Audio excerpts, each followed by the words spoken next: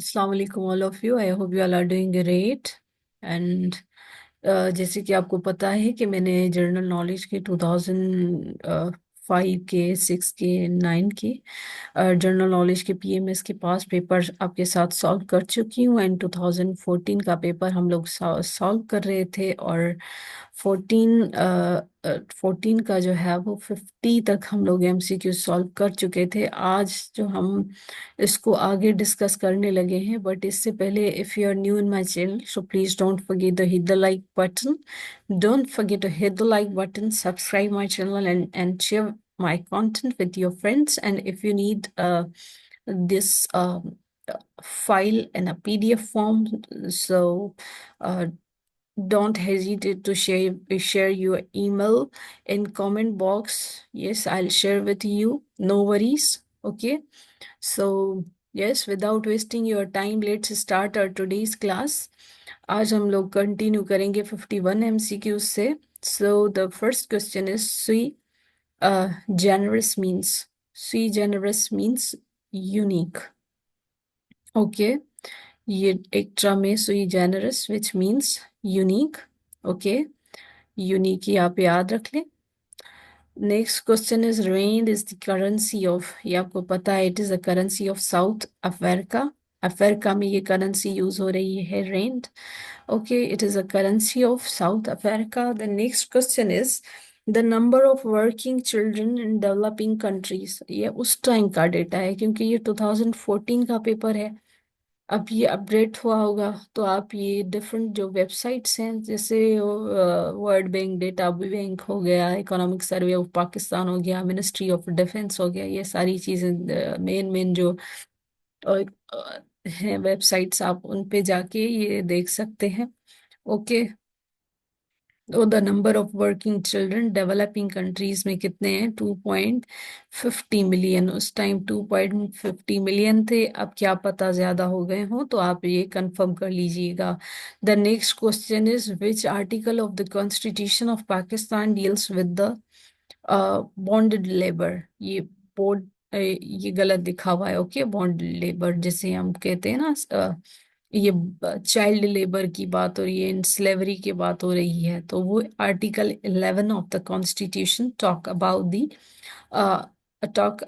the bonded labor in the slavery in Pakistan according to the Constitution of Pakistan. जैसे ILO भी इस पे काम करती है, तो इंटरनेशनल लेबर ऑर्गेनाइजेशन भी इस पे काम करती है. वो भी आप ILO के रूल्स जो भी हैं वो रिलेटेड टू द लेबर, आप ये याद कर लें क्योंकि ये हमने पढ़ा था when I was doing my MBA and there was a subject of industrial relations. So उसमें ये हमने पढ़ा था, तो थोड़ी बहुत इसके बारे में हमें नॉलेज है.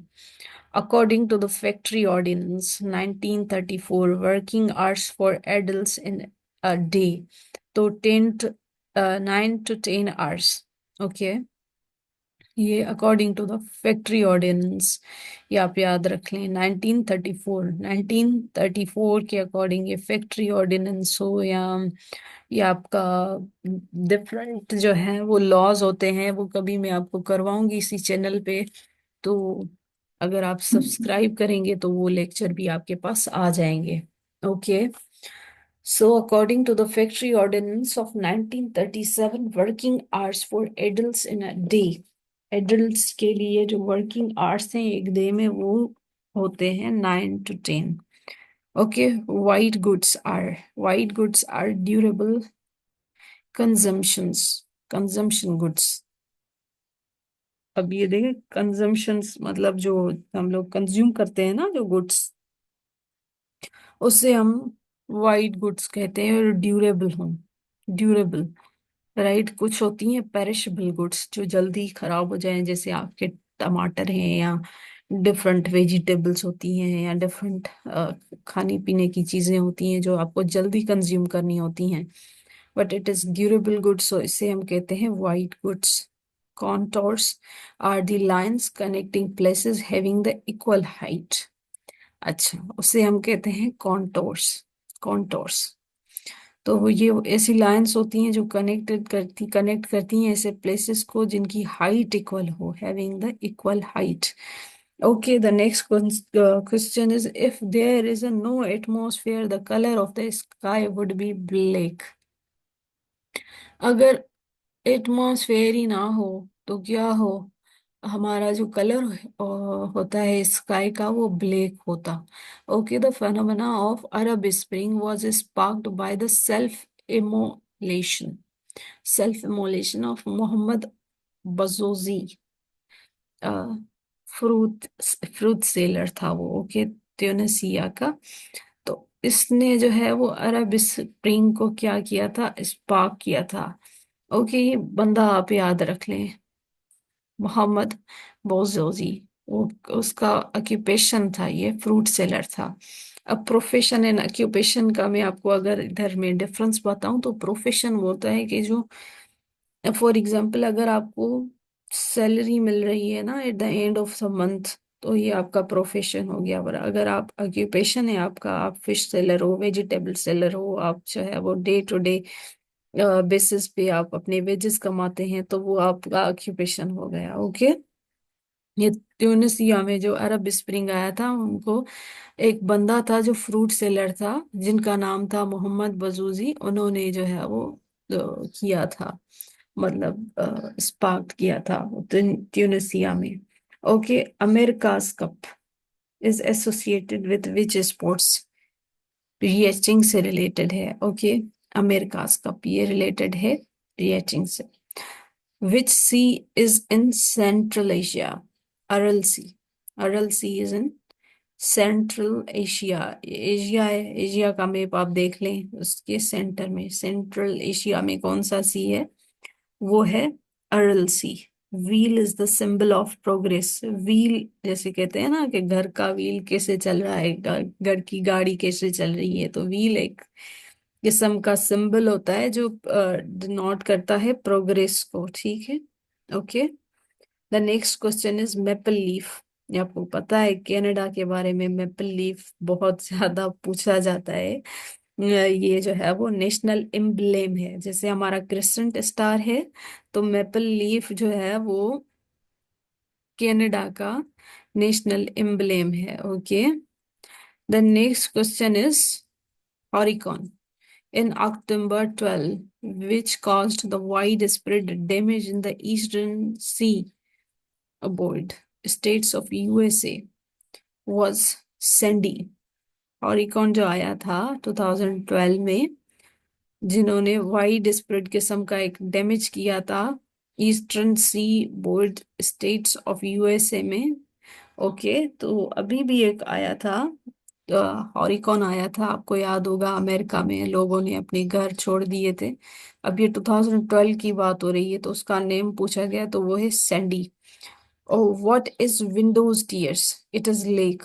अब ये देखें, डिफरेंट नेम्स है, windows tears, great bear lake, और जैसे डार्लिंग रिवर ऑफ ऑस्ट्रेलिया में है, ये पूछा जाता है. ये डिफरेंट नेम्स है. विंडोज टीयर्स ये एक लेक है. Okay. The next question is, element required for the solar energy conversion is. कौन सा एलिमेंट है जो रिक्वायर्ड होता है सोलर एनर्जी को कन्वर्ट करने के लिए, वो होता है सिलिकॉन. सिलिकॉन रिक्वायर्ड होता है. Which of the following country is located in the Levant region. Levant region में जो है वो सीरिया है. Okay, Syria. सीरिया. सीरिया आजकल न्यूज पे था, तो आपको पता होगा सीरिया के बारे में. Okay. Who is the father of the French revolution. अब ये फ्रेंच रेवोल्यूशन के बारे में पूछ रहा है, तो एक तो ये है जेन जॉकस रूसो. ओके, ये रूसो है. रूसो, जे जे रूसो, आप ऐसे भी याद कर सकते हैं. ये फ्रेंच में रेवोल्यूशन आया था. ये फ्रेंच का बहुत ही बड़ा कोई मजे की स्टोरी थी, मैंने देखी थी, एक डॉक्यूमेंट्री देखी थी जो फ्रेंच में रेवोल्यूशन आया था. आप भी जरूर देखिएगा कि कैसे उधर रेवोल्यूशन आया था, कैसे जो है वो जो किंग और क्वीन की जो उधर बहुत ज्यादा जो बढ़ गई थी, जब फजूल खर्चियां, और इनको कहा, ये कहा जाता था जब इनके पास रोटी नहीं होती थी तो इनकी क्वीन इनको कहती थी कि आप जो है वो घास खाए ना, घास भी तो है, आप घास खा लें. तो जब इनके लोगों को गुस्सा आया तो उनको वो इनके इस महल में अंदर चले गए, और ये रेवोल्यूशन बहुत बहुत ही अच्छा है और इंटरेस्टिंग था। आप भी देख लीजिएगा। तो ये फ्रेंच रेवोल्यूशन आया था, ये रूसो की बात हो रही है। ओके, ये फादर ऑफ फ्रेंच रेवोल्यूशन है। Okay, which statement is incorrect? तो इसमें तो इनकरेक्ट स्टेटमेंट दी गई है कि legislature is the inferior to judiciary. अब एक बात मैं आपको इस क्वेश्चन से रिलेटेड समझा लूं कि ये गलत क्यों है। ठीक है, अब ये देखें, पार्लियामेंट जो होती है ना, वो हमारी लेजिस्लेचर कर रही होती है, मीन्स वो कानून साजी कर रही होती है, वो मेकिंग कर रही होती है लॉ की। अब जो इलेक्टेड लोग होते हैं जो पार्लियामेंट में आते हैं, तो वो ऐसे लॉज पास करते हैं जो लोगों के लिए बेहतर हो, मुआशरे के लिए बेहतर हो, और सारे जितने भी जो है वो लोग होते हैं, इदारे होते हैं, वो उसको इम्प्लीमेंट कर रहे होते हैं। उसमें आपकी जुडिशरी भी आ जाती है, और उसको एग्जीक्यूट करना हमारा काम होता है। लेजिस्लेशन पार्लियामेंट का काम होता है। अब इसमें लिखा गया है लेजिस्लेशन लेचर जो है वो इंफीरियर है जुडिशरी से, नहीं, लेजिस्लेचर जो है वो सुपीरियर है जुडिशरी से। अब जैसे बहस चल रही थी बहुत ही ज्यादा, ये जो अमेंडमेंट हुई है अभी, लेटेस्ट अमेंडमेंट्स, अभी तो बहुत ज्यादा जो है वो बस उस पे बात नहीं करना चाहते हम।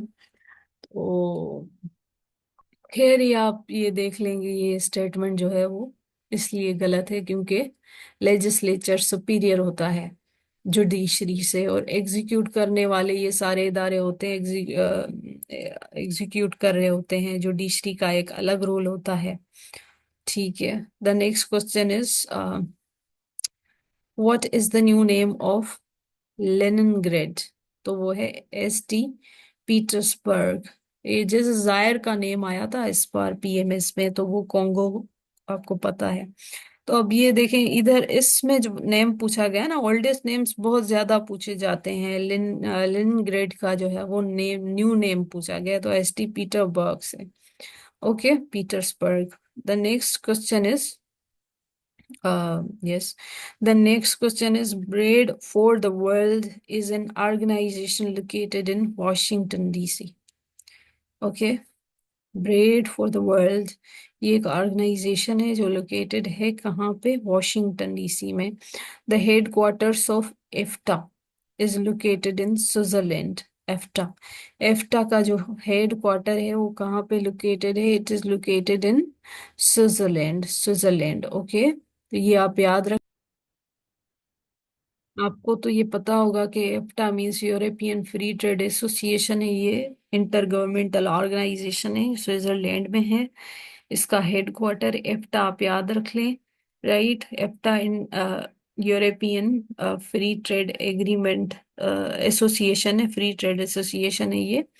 तो ये आप याद रख लें। First Asian secretary general of UN, तो यू थांट ओ। Okay, first Asian secretary general, ये आप याद रख लें, जो यूएन में थे। Pedagogy is the study of teaching, ये कॉमन क्वेश्चन है। Okay, pedagogy is the study of teaching. Sunflower are the objects of the two still life paints painted by Van Gogh. Van Gogh, sunflowers, sunflowers जो है are the object subjects of two still life paints। अच्छा, ये sunflower बस basically एक painting है, ठीक है, आप ज्यादा नहीं सोचें। ये जो है वो किसने जो है वो बनाई थी? वेन गो ने की थी। Okay, the next question is pointer arises when you use the address of the object after this life time is over.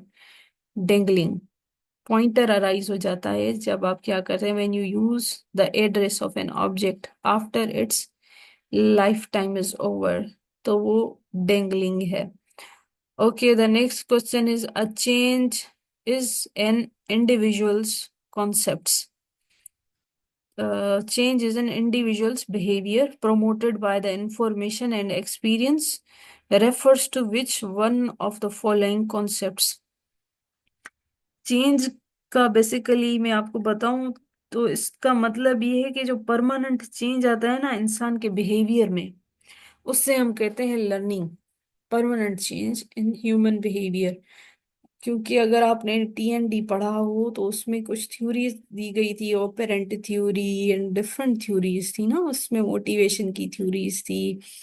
तो ये उसमें हमने पढ़ा था कि जो इंसान का एक एक्सपीरियंस करता है चीजें, ठीक है, अब उसने एक्सपीरियंस की और उसकी जो उनको रिजल्ट्स मिली ना, उन रिजल्ट्स की बेसिस पे उसके बिहेवियर में चेंज आता है। वो फिर वो अगर उनको मतलब कोई चीज करके उनको पनिशमेंट मिलती है तो वो फिर से बंदा उस चीज को रिपीट नहीं करता। पर अगर उसको रिवॉर्ड मिला तो वो उस चीज को रिपीट करेगा। मतलब ये बिहेवियर्स होते हैं जो आपके डेवलप होते हैं टाइम टू टाइम आपके एक्सपीरियंस से, right. A change is an individual's behaviour, in होगा change in an individual's behaviour promoted by information and experience refer to which one of the following concepts. तो ये है learning.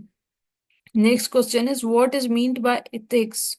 ये आपको पता है मोरल वैल्यूज होती हैं आपकी, इथिक्स में आती हैं मोरल वैल्यूज। क्योटो प्रोटोकॉल आपको पता है पोल्यूशन से रिलेटेड है, क्योटो प्रोटोकॉल, मॉन्ट्रियल प्रोटोकॉल, ये सारी मैड्रिड प्रोटोकॉल, ये सारे जो प्रोटोकॉल्स हैं ये आते हैं पोल्यूशन से रिलेटेड हैं।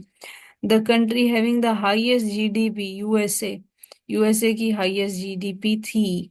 अभी जैसे चाइना भी कंपटीशन में आ गया है और दूसरे कंट्रीज भी, तो इनका बहुत ज्यादा, इंडिया बहुत ज्यादा तरक्की कर रहा है। इंडिया जो है वो fourth largest economy and world's first, I mean the highest democracy in the world. So this is the country having the highest GDP is USA. USA. The next question is which statement is false? अब ये statement दी गई है, different statements आपको दी जाएंगी, तो इसमें देखें कि कौन सी स्टेटमेंट गलत है। तो इन्होंने एक गलती लिखी है, constitutional conventions are not binding upon anyone. Constitutional conventions जो है वो किसी पे जो है वो बाइंडिंग नहीं है। एक मिनट, 1 मिनट। ओके, सो ये डिफरेंट आवाजें आपको सुनाई देंगी जो बेसिकली एक्सटर्नल एक्सटर्नल एनवायरनमेंट जो होता है उसका असर आपके लाइफ पे जरूर पड़ता है, तो please ignore all those sounds. So ये एक स्टेटमेंट दी गई है कि कॉन्स्टिट्यूशनल कन्वेंशंस जो है वो बाइंडिंग नहीं है किसी पे, तो ये बहुत ही ज्यादा गलत स्टेटमेंट दी गई है। कॉन्स्टिट्यूशनल कन्वेंशंस जो होती हैं वो सब पे बाइंडिंग होती हैं और सबको उनको फॉलो करना होता है, एग्जीक्यूट करना होता है। Right. The next question is which article of 1973 Constitution prohibits all form of slavery? अब देखें क्वेश्चंस कितने रिपीट हो रहे हैं। तो आर्टिकल 11 है, article 11 child labour and slavery. The next question is which of the following statement is false. False statement दी गई है, तो इसमें से ये फॉल्स स्टेटमेंट लिखी गई है। The convention of the constitutions are binding political rules which are not enforceable in courts. No, the conventions of the constitutions, वो constitutions की are binding political rules, जो political rules पे जो है वो follow करें, bind करें। which are not enforceable in the courts, नहीं, ये सारे enforceable होते हैं। आपकी जो है वो कॉन्स्टिट्यूशन जो बनता है या कन्वेंशंस जो होती हैं कॉन्स्टिट्यूशंस की, वो इन्फोर्सेबल होती हैं क्योंकि ये सारे इदारे जो है वो इसको एग्जीक्यूट कर रहे होते हैं। इनके लिए, पब्लिक के लिए, लोगों के लिए, इदारों के लिए लेजिस्लेशन होती है, कॉन्स्टिट्यूशंस बनते हैं, तो इन सब पे ये अप्लाई होते हैं, right. The next question is Sylhet district at the time of partition was part of province of, it was the part of the province of Assam. Okay, ये आसाम का जो था वो हिस्सा था। सिलेट डिस्ट्रिक्ट जो थी पार्टीशन के टाइम पे was the part of the province of Assam. Okay. यूफोनियस, यूफोनियस is the opposite of Strident. Okay, यूफोनियस, यूफो यूफोनियस का अपोजिट पूछा गया है। ओके, यूफोनियस का क्या पूछा गया है? अपोजिट। तो ये आपको पता होगा कि यूफोनियस, तो आपको पता है कि मेलो जो हो या डलसेट हो या मेलीफिलस होता है, जो स्वीट साउंड होता है वो यूफोनियस होता है, जो कानों को भाए, कानों को अच्छा लगे, उससे हम कहते हैं यूफोनियस साउंड। ओके, यूफोनियस। पर अगर इसका अपोजिट पूछा जाए तो ये है स्ट्राइडेंट, बहुत ही हार्श कर्कश आवाज जिसे कहते हैं आप, स्ट्राइडेंट साउंड, लाउड, ये जो बहुत ही ज्यादा कानों को अच्छा ना लगे, उससे हम स्ट्राइडेंट कहते हैं। The Incan civilisation flourished in South America. Okay, ये आप पढ़ लीजिएगा इसके बारे में थोड़ा सा। साउथ अमेरिका में थी ये सिविलाइजेशन जो फ्लोरिश हुई साउथ अमेरिका में। Next question is, stock indicates at Tokyo are known by their popular name of Nikkei. Okay, Nikkei इसको कहते हैं। स्टॉक जो इंडिकेट करता है टोक्यो में, उस वो पॉपुलर है किस नेम से? वो है नेकी, निकी है। Okay, Hobson's choice means giving no choice at all. Hobson's choice का मतलब होता है कि कोई चॉइस देना ही ना, बस एक ही ऑप्शन देना। ठीक है, Hobson's choice means giving no choice at all. The next question is, the voucher may be payable, payment bill. Okay, voucher जो होता है वो पेमेंट बिल होता है, payment bill voucher, payment bill होता है। What is the name of Libyan king deposed by the colonial Gaddafi in 19, ये year पूछा गया है 1969 में। Okay, what was the name of Libyan king जो डिपोज किया गया था? वो Gaddafi, colonial Gaddafi, by colonial Gaddafi, तो वो था 1969 में लिबियन किंग जो था। ओके, ये लिबियन किंग था जो डिपोज हुआ था कॉलोनियल कजाफी से 1969 में। The next question is, the mental act, okay, the mental act, condition or habit of placing the trust or confidence in an other shows which of the following options? Belief. Okay, belief. The next question is, economic crisis 1930 में आया था, economic crisis originated in USA, जो mortgage से related था। अब ये हम कर चुके हैं, ये क्वेश्चंस इससे ही रिलेटेड था, वो लास्ट पेपर में जो था क्वेश्चन। तो आप वो लेक्चर्स भी देख लें। अगर आप मेरे चैनल पे न्यू हैं तो सब्सक्राइब और लाइक करना मत भूलिएगा, क्योंकि ये हमें भी मोटिवेट कर रहा होता है, आपके लाइक, कमेंट्स एंड सब्सक्रिप्शंस। अब अगर हम लोग नेक्स्ट क्वेश्चन की तरफ आए तो, divine comedy was written by, वो डेंटी, डेंटी थे, लेंटी। Okay, divine comedy. अब देखें, जब कॉमेडी होती है तो आप दांत निकाल के हंसते हैं ना, तो दांत निकाल के हंसने को हम कहते हैं ना ग्रिन। और चक्ल मीन्स खीखी करके हंसना, और mirth मीन्स स्माइल देना। ये डिफरेंट जो है वो वर्ड्स हैं। तो अब जब आप कॉमेडी होती है तो वो डेंटी मीन्स दांत निकाल के हंसते हैं। आप ऐसे बस एक निमोनिक टेक्निक समझ के इसको आप याद रख लें, डेंटी। क्या पता आपको पेपर में याद आ जाए या कोई ट्रिक आपको लग जाए। Who is known as the father of astronomy? Copernicus. ये आपको पता है, father of astronomy, father of computer पूछा जाता है, फादर ऑफ इकोनॉमिक्स। यस, मैंने आपसे लास्ट टाइम पूछा था ना कि फादर ऑफ इकोनॉमिक्स कौन है, तो आपको पता होगा कि he is the father of economics is Adam Smith, right, जिन्होंने लिखा था बुक वेल्थ ऑफ नेशन। उसके बाद जो है वो मार्शल आए थे, उन्होंने कहा था कि नहीं, economics is the study of material wellbeing. उसके बाद जो है वो आए थे कौन, रॉबिन्स आए थे, उन्होंने कहा था कि no, economics is a study to satisfy the wants, to give maximum utility and satisfaction to the people, and it is the study of scarcity and choice. So ये सारी चीजें आपको पता होनी चाहिए, बेसिक चीजें हैं। तो इस पे जैसे फादर ऑफ एस्ट्रोनॉमी का पूछा गया है कि वो कौन थे, वो थे Copernicus. The next question is, in 1774 oxygen was discovered by Presley, Presley थे। तो आप इससे इसको याद कर लें कि वो बहुत ब्रिटिश बंदे थे जिन्होंने ये ऑक्सीजन जो है वो डिस्कवर की थी। Okay, Presley. या आपके माइंड में क्या पता आ जाए 1774 की बात हो रही है, 1774 में ही हुई थी ये discover. The next question is who invented bicycle. Bicycle किसने जो है वो इन्वेंट की थी? Karl DV. डीवी थे ये, कार्ल डीवी। उन्होंने ये जो है वो बायसाइकिल इन्वेंट की थी, कार्ल डीवी। Okay. Transparency international is the headquarter का इंटर ट्रांसपेरेंसी इंटरनेशनल का हेडक्वार्टर जो है वो पूछा गया है, तो वो है बर्लिन में। Berlin, Berlin. अगर आप ट्रांसपेरेंसी ना रखेंगे तो आप बर्न हो जाएंगे। आप ये एक ट्रिक लगा के ना इसको याद कर लें, ट्रांसपेरेंसी शफाफियत और ये जस्टिस जरूरी होता है ना इदारों में, तो ट्रांसपेरेंसी इंटरनेशनल का हेडक्वार्टर कहाँ पे? बर्लिन में। The major source of electricity generation in Pakistan is thermal. Yes. Okay. तो ये है thermal. The major source of the electricity generation in Pakistan is thermal. The next question is the first test tube baby was born in July 25, 1978 में पहला जो था test tube baby born हुआ था वो था जुलाई 2000, जुलाई 25, 1978 में। 1978, 1978, जुलाई 29, 1978। Okay. The largest island in the world is, ये आपको पता है, ग्रीनलैंड है।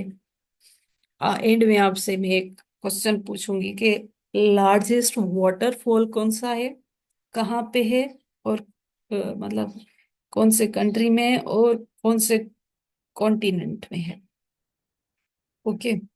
ये मैं आपसे नेक्स्ट क्लास में, आपको अगर इसका आंसर पता है ना तो आप कमेंट बॉक्स में दे सकते हैं।